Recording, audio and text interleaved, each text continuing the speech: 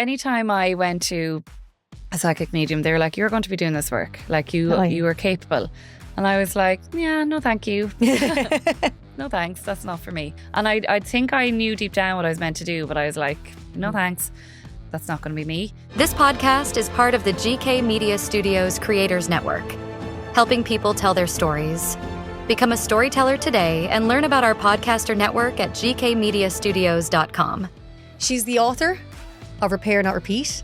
She's a heart healer and she's very involved in the wellness industry and often speaks at wellness events all across Ireland. And I'm delighted to welcome her in the studio today. It's Amber Moon. How are you? Hi, Meghann. How are you? Thanks for having me. I'm delighted to have you. I was like, I worked with you already. And then when I had the podcast on, I was like, I must get you in because the area that you work in is an area that I'm fascinated by. And I just think it is so powerful. And I know some people maybe don't know much about the industry you're in. And then some people I know are mad about it as well. So I think that'll be great to kind of dissect it all today. But first and foremost, my first question, always my guests, where are you from and where do you live?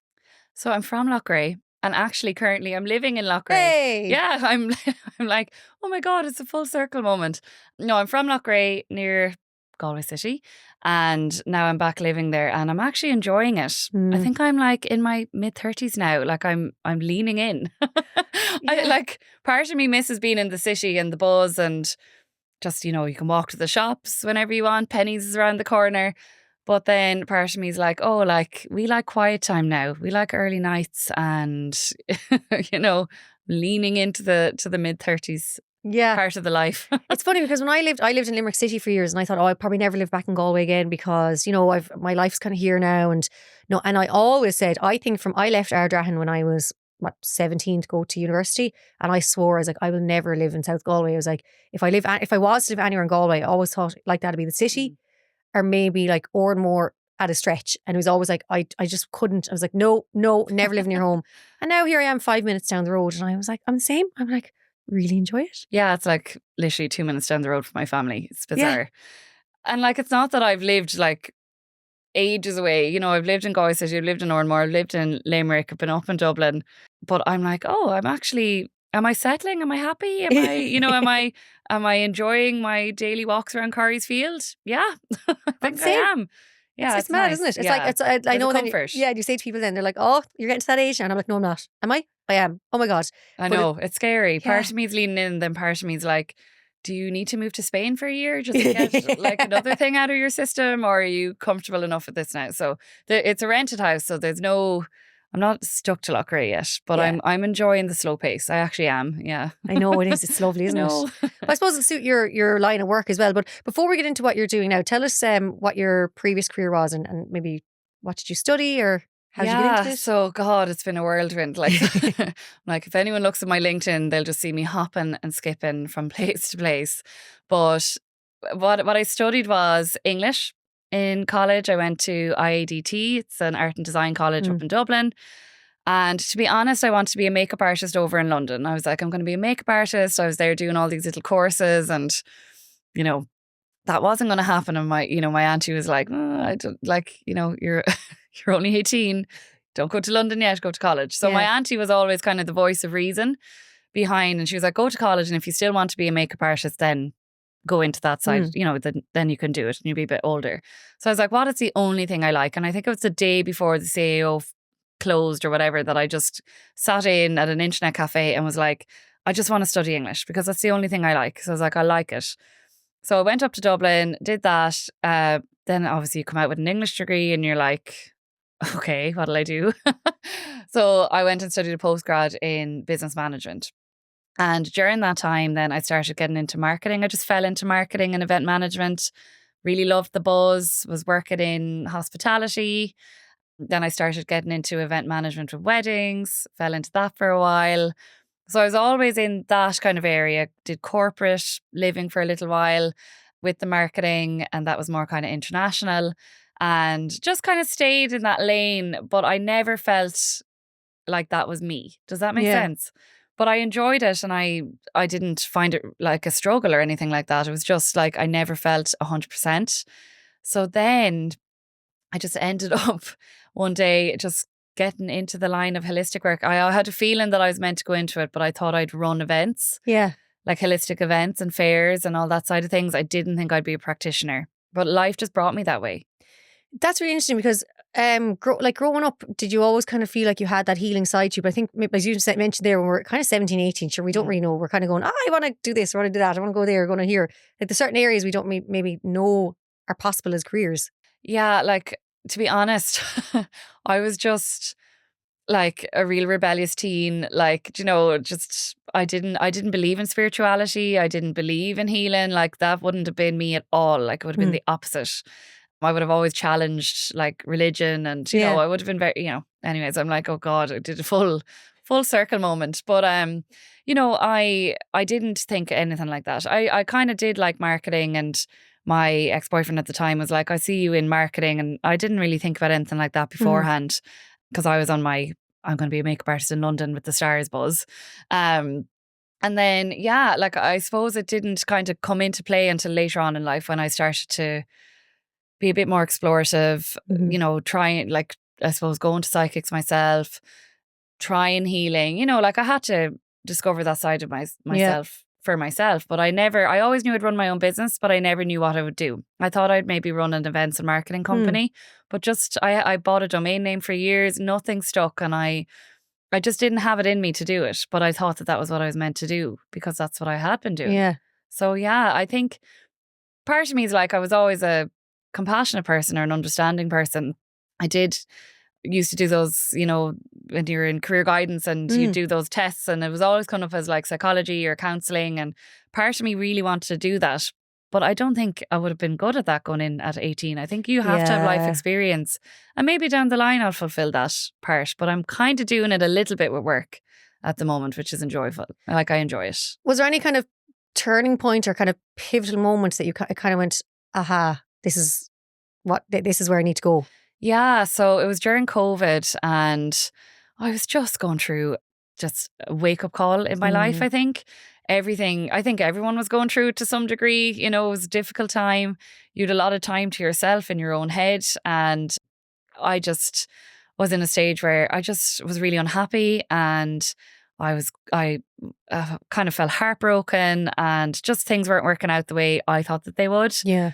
And then I was working from my bedroom in a corporate world, and I was like, oh my God, I hate this. And yeah, everything was just kind of like nothing was lining up for me, and I felt very alone and just miserable. And part of me was like, you just need to do this. And I bought my first tarot card deck.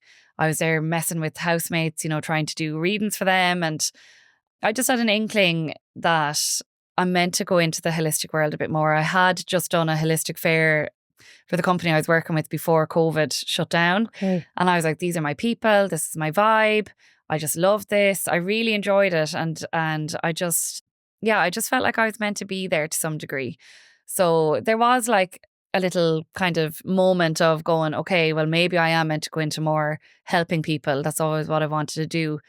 But the Reiki came in then actually just as healing myself. So that was what it was for. And then once I stepped into the room, I was like, this is it. This is my calling. I'm never going to do anything else but this. And that's how it happened. But it wasn't anything to do with this is going to be my career move. Like this is more so just me dabbling in like being so sick of myself that I was like, I have to do something to fix this. And that's actually where it came from. So then was Reiki kind of the first area you said you did it for yourself, which I love. And then you kind of realised, oh, wait a second. Yeah. Yeah, so Reiki level 1 is, and I teach that now, is how to heal yourself. So it's so important to heal yourself. And I just felt like, okay, I'm going to do this. It was a couple of €100 to invest in. It wasn't going to be the worst thing. And, you know, everything was lining up. It wouldn't be the worst spend of money. So I was like, I'll do this and I'll see how I like it. And then I just loved it. So I did all of the parts of it then where you're healing other people, you're doing practitioner, and then you're doing it up to the master level where you can teach it to other people. So to me, it just all kind of unfolded in a way. And then during that time, I was also dabbling more in the tarot. You know, when I was doing practice with people that were coming into me, because I was practicing with my case studies. I did 50 case studies rather than 20 during COVID because I felt everyone needed healing. So I was like grabbing people to come in and asking friends of friends and, you know, an exchange of a candle or a bottle of wine or something like that. And I just really wanted to get good at it, and I wanted it to be like my next thing. And then I started pulling the cards for people. And actually then it just evolved, and I love the cards. Like I love, and I realized when I was studying that I could do psychic mediumship. Yeah. And I was actually quite strong, and I hadn't flexed that muscle at all beforehand, really. So now it was like this new fascination, and I just was fixated on it. And it hasn't stopped since then. I've literally live and breathe my job now. I love it. Because like I've spoken to I've been to mediums over the years and to people with psychic abilities, and they always kind of say that there's always an ability in all of us, but like you said, it's like we just don't go there. Like, was it kind of, I suppose you were quite excited to go there because you knew there was something more. Do you have any kind of recollection of anything happening from before you started actually tapping into it? Like, or did you ever kind of sense there was something maybe? Do you know what? Like anytime I went to a psychic medium, they were like, "You're going to be doing this work. Like you are capable." And I was like, "Yeah, no, thank you. No, thanks. That's not for me." So I shut it down a lot. And like, even I had people on buses saying it to me, like random. There was so many signs, and I was like, "No, thanks. Not doing that today." And I think I knew deep down what I was meant to do, but I was like, I wasn't owning that at all. Yeah. But some people are born with it, and they're like, "I've been seeing spirits from when I was young. It's always been there." For me, I shut it down, completely rejected everything to do with spirituality, had no interest. I knew for a long time what I should be doing, and I was like, "No, thanks." And I just shut it down and was like, that's not going to be me. So I actually went the opposite level, which can happen as well. And then everyone does have a psychic ability. It's like that intuition, your intuition, your gut feeling. We all have it. We all have that, and we can strengthen that. But I just found that deep down, I kind of knew that I should be doing something to do with it. I was always very good with, not premonitions, but, I could see into the future sometimes, or I'd have a really strong intuition, or really, I could predict things sometimes, or my dreams would be very telling. So I did have little signs, but I was like, sure, everyone has that. But it was only when I started doing it that I was writing pages and pages and pages about information about people dead or alive, that I was like, oh, okay, I'm actually quite strong at this. Yeah. And then from then on, I think I just needed that encouragement to realize that I could. But it's scary.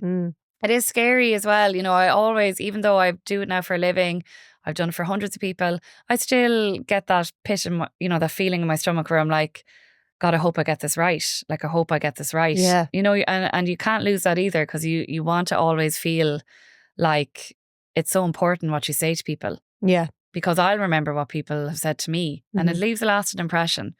So I always want to come from a real heart-centered, where I want the best for somebody. And did you kind of have to train that part of your psyche and your mind? As in, kind of, did you learn how to, letting someone in, and then also like letting them go after you have a reading with them? So did you kind of almost train yourself to, like, is the word compartmentalize? Or do you know to? Yeah, I know what you're saying. To not bring home everyone's stuff with me. Yeah, like that is a lesson that you learn over time. Yeah. You know what I mean? At the beginning, when I was training, I'd be bringing home, like, if I worked with somebody with severe anxiety, I might be like coming home with a big pain in my chest, and I'd be like, oh my God, like I now have anxiety. And you have to learn what's yours and what's theirs. Okay. And you have to let it go at the end of the day. So now I would nearly forget what somebody has said to me. Like, I could have a full day, like maybe 7 clients back to back. And I might be working with fertility, working with soulmates, whatever it is that we're working on, okay? Within, say, if I'm doing psychic readings for them, there's usually a thread of things. Yesterday was childhood healing. So like, so everybody came in, and that was the theme of the day. But they all had different things, obviously, with going on within their own lives, within their own history and everything like that. But I'd have forgotten by the end of the day who was first, who was second, who was third. Like, as the day goes on, it's like my brain just goes boop, boop, boop. It just erases. So sometimes it's, if people come into me and they might go, oh, the last time. And I'm like, I will not remember. Yeah. I don't remember you, not in a bad way, not in a mean way. But I erase all the time. So I don't remember what clients have come into me with. It's always a clean slate when they come in. I think that's important as well. Yeah. that I don't, because I have some heavy stuff coming in and some people don't tell anybody anything, then they come in and tell me everything. And that can be, it can be hard if you don't learn to leave it behind. So it's really important. Yeah, because I'm like, sometimes if I'm doing like that, some days like recently I was up in Dublin, I did 4 podcasts back to back, kind of like that, kind of on the same theme but different. And then afterwards, I think I got home. I was like, "Oh, how'd you get on?" And I was like, "How did I get on?" And I was like, "How many did I do?" And then like that, I was kind of going, Yeah. And then I was there counting, going, "I think I did 4." And then I was like, "What were the topics?" And then I was like, "Do you know what?" I said, "I'm actually going to wait to listen back myself because it's weird the way I think because when you're like work with so many people like the way we would be, I think like that, your brain, you nearly have to let it kind of." Yeah, and like I believe that sometimes with conversations with people doing this kind of work that you're helping other people through your word, I think a lot of the time that can be angelically led. So I think sometimes it's channeling, but you don't always know you're channeling. So that's why sometimes afterwards you're like, "Oh, wow, I never used that word before," or "That's so funny that resonated with that audience," or "I didn't expect to talk about that." Yeah. So sometimes it's not like you're getting conversations flowing that are helpful to other people. So it's not always just about ourselves and our mind. It's whatever is going to be helpful to other people. So sometimes I think I just let the conversations flow, even with clients. I just see where it goes. I never say, "Do you want to know about this, that and the other?" I'll say, "I'm going to tell you what is coming out." Yeah. Because that's what the angels are going to want to talk about. So I just am a vessel. Oh, and I just treat myself like the vessel for their information to this client, whether it's a loved one coming in or whether it's Archangel Michael or just a spirit coming in, and it just comes through as an inner voice in my head, and that's it. You know what I mean? And it's really interesting. But I can understand why people be like, "What is she talking about?" No, I said I love it. I've always been so open to it. I think that's because my mother's always been so open to it and always brought us up to be, I guess, open to she'd probably say herself, and she'd be a very devout Catholic, but she's also really spiritual and open to to learnings from everywhere. From she would have had us going. She would have been going to holistic healers all my life growing up. I remember her going to acupuncture even when I was.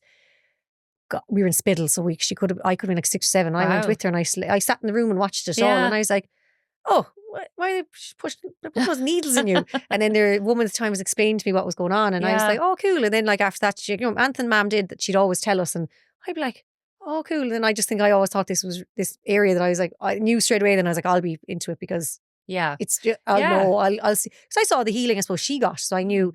I was like, I was open to that as well.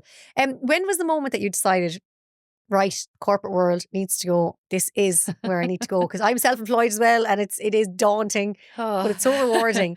But when did you take that leap? So less than 2 years ago. So this August it'll be my 2nd birthday. Being out on my own fully.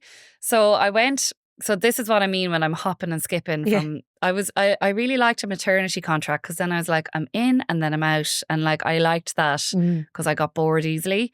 Because again, I wasn't feeling fulfilled. So I was just like, okay, project. Now it's getting a bit repetitive. Okay, get me out of here. So that's the way I was when I was working. So I did the corporate world during COVID. And then when kind of COVID started we started coming out of that, I went into weddings. So I was always doing that in the background. So I used to take time off from hospitality, in the bars and nightclubs or wherever I was working, to go and work. So essentially I'd go and do these big luxury weddings for a week, and I'd take the week off work and to go working. But that was my hobby. I loved it. So for me, that's what I used to do. So then I got an opportunity with wedding planner, and I was delighted because I was like, oh my God, this is what I've dreamed of. I genuinely, it was what I really wanted. But then as soon as I went down, I was like, oh, this isn't what I want. But I needed to have that experience. I needed to actually go, because I always would have wondered, should I have gone down that line? Because I really did love it. And then when I was immersed in it, and it wasn't just kind of a hobby, like a hobby working, but anyways, when it wasn't just a hobby that I did and kind of left again, it was just really hectic, and I just wasn't into it. So I was in weddings. I hopped from one company to another one where I just took on a maternity. There was less days so I could build up my business because I knew that I should be doing the business. So during that time, I already should have been building my business, but I took the wedding job, and then I burned out within 6 months, and then went and worked with another wedding planner, but it was more loose because it was back in Galway. I could set up my practice. So I wasn't coming up and down from Limerick, and I could, I was only doing like 3 days a week or something like that. So the other 2 days then I could have my little practice. So I started in my auntie's studio. She's a beautician. So she has a salon over in Kilreekle. So then I decided, you know what, I'll just try and find a studio that I can practice from rather than sharing a space. So I got a little place in Oranmore, and that was a big leap. That was scary, you know, getting the keys and being like, oh, I have to pay that. Yeah. But it was a good practice because it made me more like believe in myself that it could become more sustainable. So then I started getting really busy. I was working every evening, working those 2 days, working some of the weekends. And I was like, God, like I actually am doing enough to be able to go out on my own.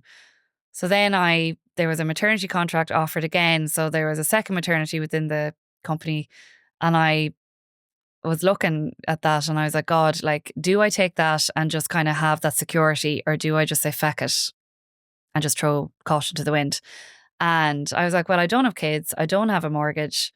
Now's the time to just go to bet on myself. And I was like, if I don't give it room to grow, it's never going to grow. It'll always stay the 2 days because there's no space for it. Yeah.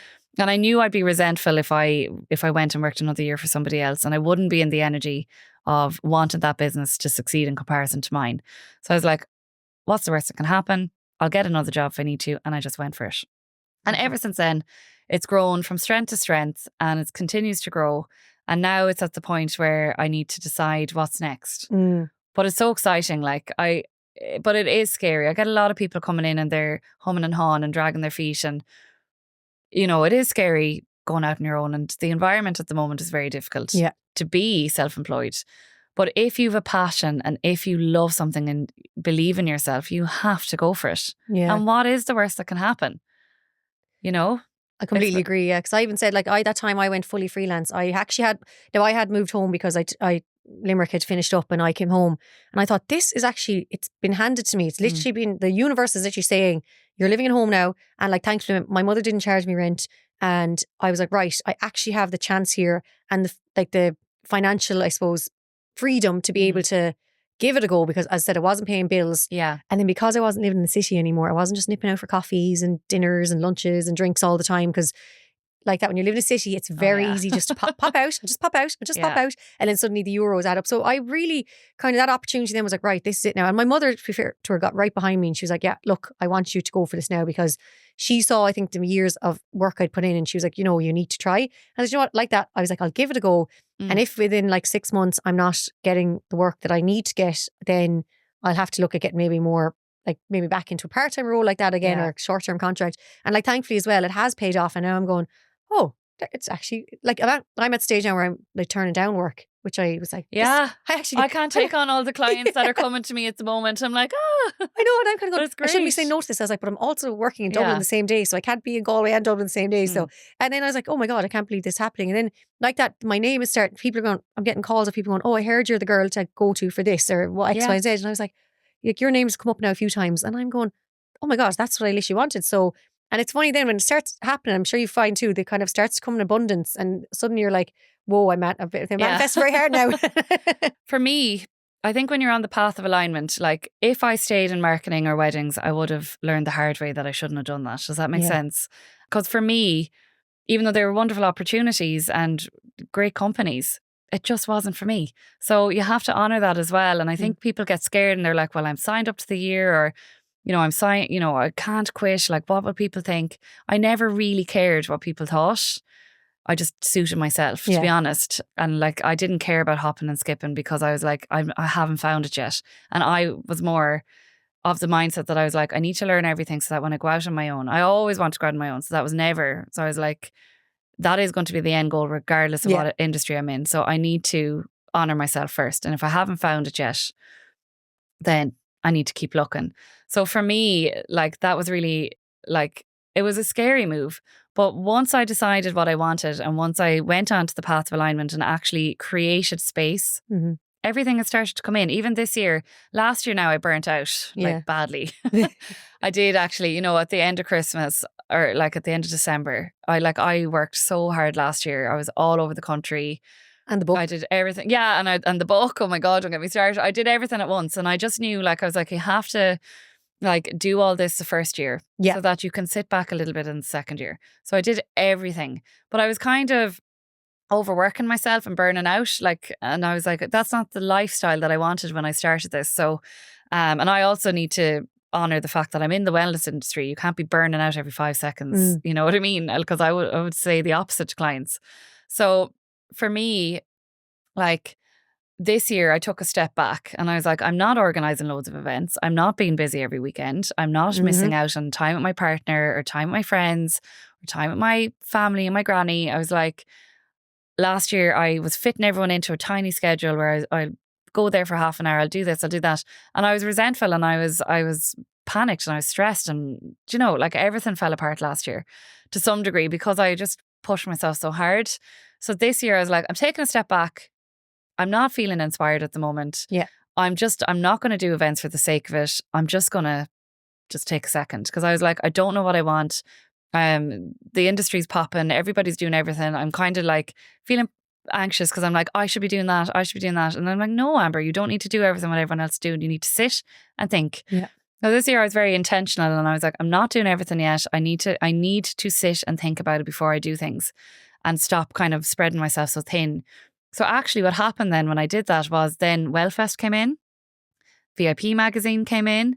There's lots of different things that came in that were opportunities for me to speak. Yeah. And I wouldn't have had the space or time to say yes because I would have had my calendar filled. So I was like, do you know what? There's something to be said and taking a step back and letting the universe come to you. That was all stuff I dreamt of and I wrote down in my diary and I was like, they're the big things that I want this year. I want more speaker roles. I want to educate. Like I want, you know, that's what I wanted. So actually I wrote it down. I was clear on it and then I was just like, okay, I'm going to just take a step back. And in fairness, everything started coming in. So I was like, okay, there is a nice lesson in that as well. Yeah. You don't need to like jam pack everything and work yourself to the brink of despair because then you don't have the same energy to give. So actually, now I'm getting back into, okay, I'm motivated now again. It's coming into springtime. I'm ready to go, fresh new beginnings. I've loads of ideas. And now I'm feeling buzzed. And I know that now I'm going to start to do that. But I'm like, I had to take that step back. So it's just for anyone who is in business to just know sometimes take a step back and the thing that you want will come to you. Because that was all I wanted. Couldn't agree with you more. I listen here, I'm literally going, yeah. So I end up taking Christmas effectively off, December kind of time. I was like, you know what? I'm not going to take on any work unless it's something I really want. I was like, I'm going to actually let it go quiet and be quiet. And I spent most of Christmas week, I think, literally sitting at home. And I remember them being like, okay, it's really quiet. And I was like, but don't panic, you'll be fine. And then I was like, oh gosh, do I have enough going on now for next year? And then I kind of had a little bit of a wobble. And then suddenly this big gig came in for January, February, March. And then I was like, do you know what? I was like, I'm grand. I'm going to just enjoy the time off. And like that, I kind of came back then. And then it's like the new year started and then suddenly the work started coming back in. And I was like, okay, right, now I'm ready. And like that, I'm kind of like, I'm very much so like, I love having like a day off, midweek. Like a random midweek day. I get loads done and I'm like, this is lovely, it's great. And then and like sometimes I do work weekends, but I don't mind working a weekend if I know I have a day coming off like off during the week. And now I'm kind of like, oh, it's actually much more enjoyable and much more like enjoyable quality life. And like that as well, you mentioned, like I know everyone always says chase your dreams, follow your dreams, chase your dreams. And I was like, well, sometimes actually I sit back and kind of go, do you know what? I'm going to just let the universe decide whatever should come my way. I'm going to see. And like, to me, that's exciting because I'm going, oh, I wonder what project's going to come next that I actually hadn't planned for. And then like, it's actually been happening. Like the last few weeks, I'm getting calls about stuff that I never even knew they had jobs going or there was a gig even up for it. I go, Meghann, could you do that? And I'm like, yeah, I could. Like, that's exactly what I want to do. So I actually think sometimes sitting back is actually important as well. Yeah, there's like I'm always talking about the law of manifestation with clients and, you know, the law of attraction, manifestation, mindset, all of that. And part of it is letting go. And that's the hard part because everyone wants to control and where's my next paycheck come from? And yeah, of course, you know, we do need to have some level of knowledge of what's next. But actually, when you have the blinkers on, you can miss a lot. You know, you can miss a lot of opportunities. And if you're like, I'm kind of allowing things to come to me now and I'm a creative mind. So you can't think on the clock. You need time in nature. You need time off. I need like, you know, I like nurturing myself and I need that time. And if I'm nurturing everybody else with my clients and I'm 5 days a week or 6 days a week, it's too much. I need to nurture myself to be able to do the work that I do. And I am finding that the balanced life, my words this year were balance and alignment, because last year, like, I had none of that. And this year I'm finding that I'm much happier. I'm more intentional. I'm not just doing things for the sake of it. Like International Women's Day came up there and I didn't give a crap that I didn't have an event, and everyone else in the industry is having an event. It's actually the same, you know. And I was like, oh, grand, whatever. And normally last year now I would have been like beating myself up or being like, what have you done? You know, you should be doing something. And it wasn't even actually monetary. I'm not the most monetary driven person in the world. It's more so just the sense of doing something, you know, that I should be doing it. And I was like, no, I'm just going to enjoy I think it was a Saturday, and I was just like, I'm just going to enjoy it. I think I spent time with my partner. We went on a drive. We did like nice things. And I was like, yeah, I'm happy enough with that. I was just like, I just need to slow down sometimes. And I think it's really important when you run a business, you're going to burn out. You're going to burn out if you, like, I've learned it the hard way, if you do everything.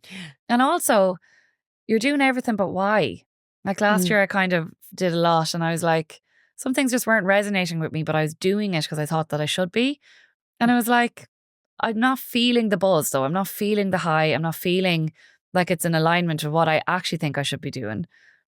So why am I doing it? Yeah. And it's not for anybody else, because people will benefit from me doing the thing that's within my soul driven, what I'm meant to do. People are going to benefit more from that than me kind of showing up and doing something for the sake of it. So I've been a little bit more grounded, I think. And I think that's really important. So just for anyone listening that could be in business, it's just really important to think about that. Yeah. Yeah. No, it is. Just take a step back and go, right, let the creative juices flow. Because that's actually where the excitement happens. Or go to a networking event, meet some people, get out of your comfort zone, do your hobbies, get your energy up, you know, and I've learned more about that is to fill my cup, because I'm saying it to clients all the time. So I have to live it. Like, can't be this hypocrite in the corner, you know. Well, look, if your advice is to take time off, then it's always important. Yeah. Amber, repair, not repeat. Firstly, Cordra's, congratulations, having a book. Sure, it's amazing. And Thank you. I think adding author to your bio as well, like, it's always incredible feeling. I've been there myself, and it's like, I remember saying, I think I said to you something, I was like, when you actually hold a physical book, it's like, yeah. Tell us about it with that, without giving too much away, because of course it is available. So I would encourage everyone to pick it up. I'm actually so excited and I read it myself. Yeah. But do tell us what exactly. So the inspiration for the book, I knew that I was going to write a book. I've always said it to myself that I'll write books. And the inspiration came behind, I suppose, saying things to clients over and over again. Mm-hmm. Like different people coming in, I'd have the same things that are channeling through me from the angels. And I was like, God, like, I need like a platform for this, and I need to like educate people. So even if they never see me and they pick it up in a coffee shop or in a charity shop, I don't mind. They'll get the message. And I was like, that's the most important thing to me with the book. The book is an amalgamation of client stories and examples and analogies that I use to make it very simplistic about why you need to do the healing work. Yeah. So I always say to people that, you know, you do need to heal yourself to be able to move forward in your life. Mm-hmm. And a lot of the time people are blocking their blessings because they're unaware that they need healing. So I see people coming in with fertility issues, for example. A lot of the time it's blocked emotions in their sacral chakra, which just means that they've pushed a lot of emotions down. They're suppressing emotions. They've always bottled things up. They're people pleasing. They're saying yes when they want to say no. And there's a lot of commonalities and threads there when it's not medical. So for me, it was really important to be able to explore those themes, to be able to explore soulmate energy. You know, you want to meet somebody. A lot of people come in and they're frustrated, and I get it. You know, I do get it.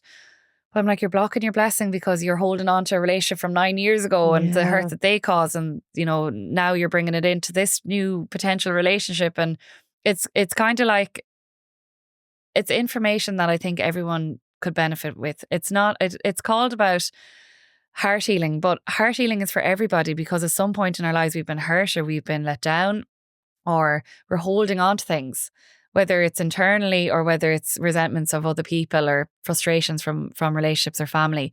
And it's all there. And the thing is, until we're ready to deal with that, we're living a limited life because we're not getting the abundance in which we deserve.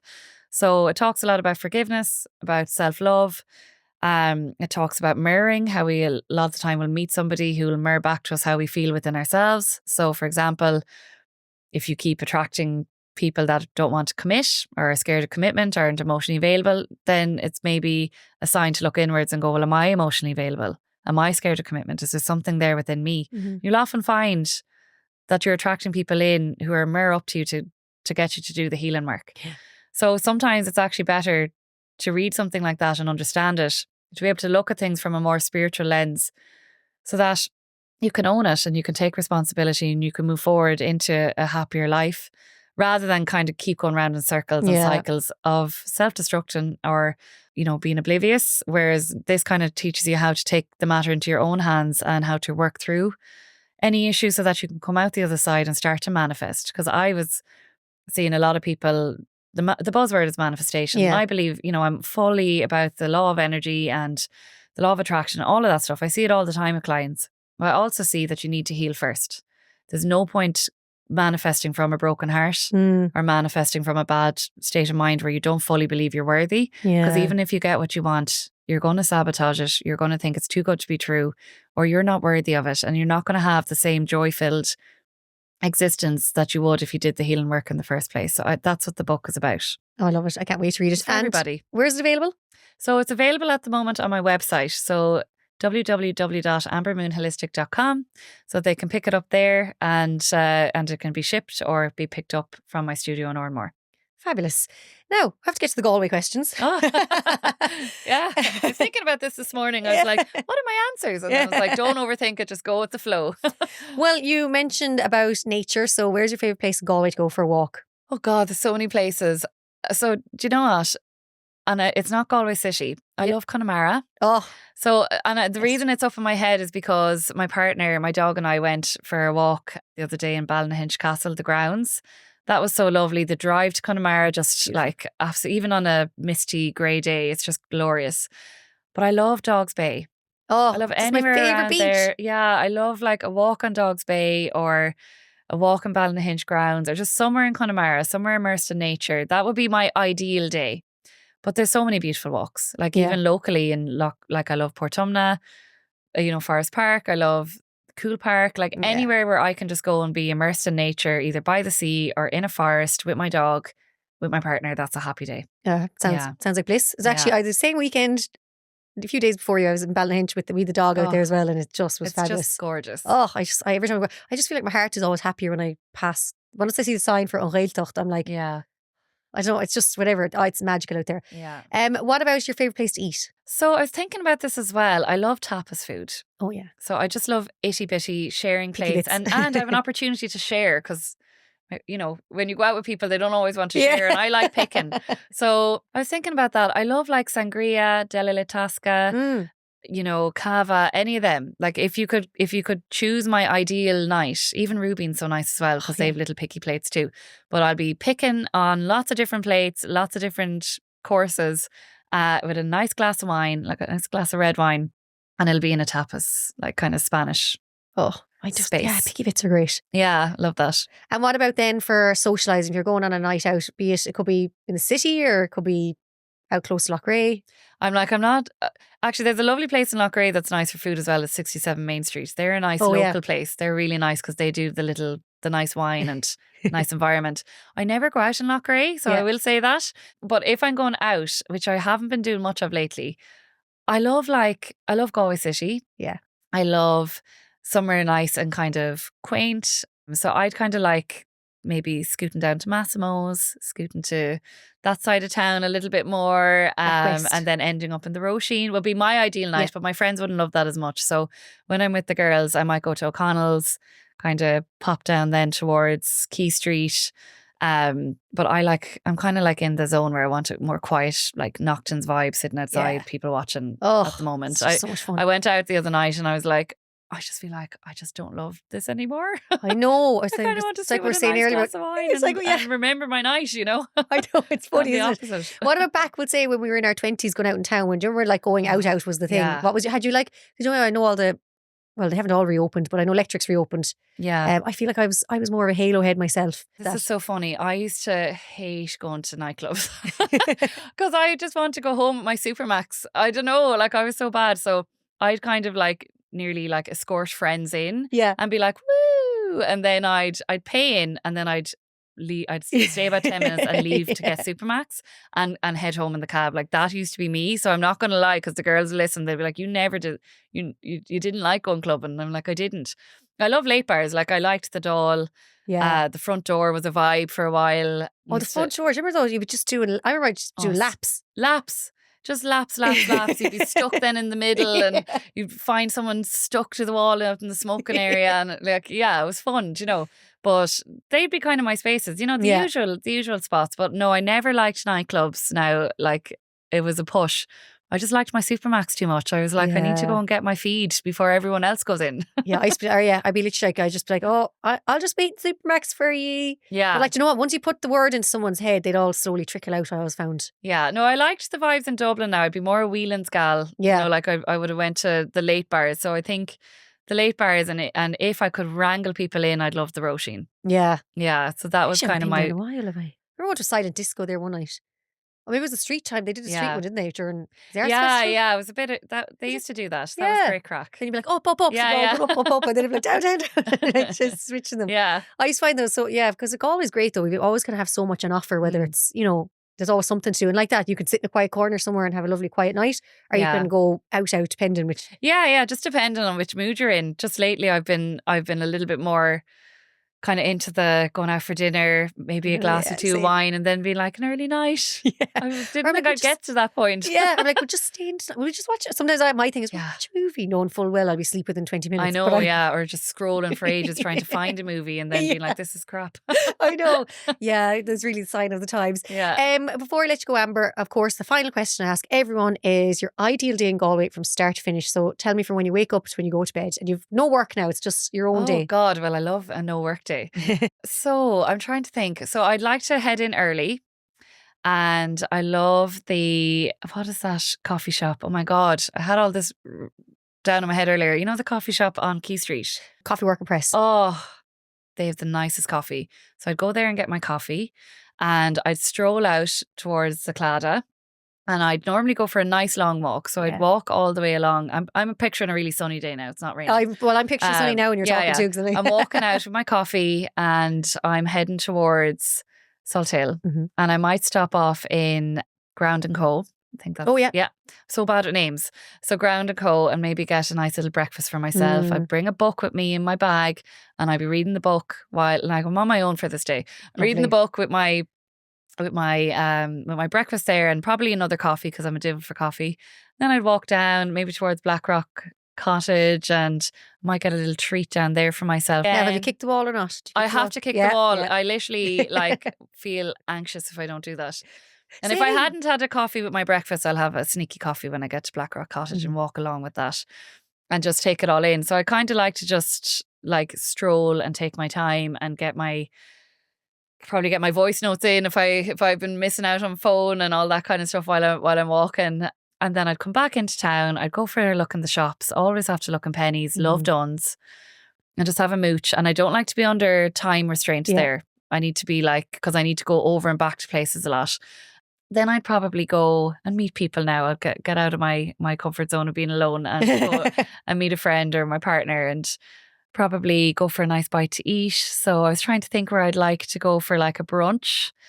And I can't... Oh, do you know where it's nice? It's Caprice. Yeah, Caprice. That's tasty. So I might go somewhere like Caprice, get a nice brunch in. It's all about the food today. And then we might go for a little sneaky drink if I'm with the girls. And we might go to... I'm like, Noctons would be nice on that sunny day. Oh. Get a nice perch and just look at everybody drinking a white wine. And then just trying to think what else I do. Maybe then stay out for a couple of more drinks and kind of do a little bit of a pub crawl. Maybe go around there with Quay Street and then end up somewhere nice. I have a lot of money in this. End up somewhere nice for a bite to eat, maybe like Cava. Oh, fabulous. maybe end up with a glass of wine, a red wine, maybe end up with some Prosecco, Oh. and then head home early because I'm Yeah. old now. And if it wasn't for the drinking, if I decided I wasn't going to have drinks, I'd go to the Salt Hill Omniplex and watch a movie. Oh, lovely. Yeah, because I Very love nice. that.